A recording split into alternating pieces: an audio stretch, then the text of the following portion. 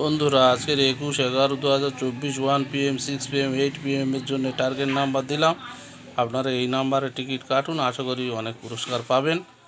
আর গতকাল যে নাম্বার দিয়েছিলাম টার্গেট, তাতে অনেক পুরস্কার খেলেছে, রেজাল্টের সাথে মিল করে দেখবেন। আর আজকের টার্গেট নাম্বার দেখুন, সাবস্ক্রাইব করবেন। আপনারা যে মিডিলগুলো আমি দিচ্ছি, এই মিডিলগুলো গত 3 দিন বা 7 দিনে কোন কোন ঘরে খেলেছে দেখবেন। যদি ছোট ঘরে খেলে সেই মিডিলটাই টিকিট কাটবেন। দেখুন,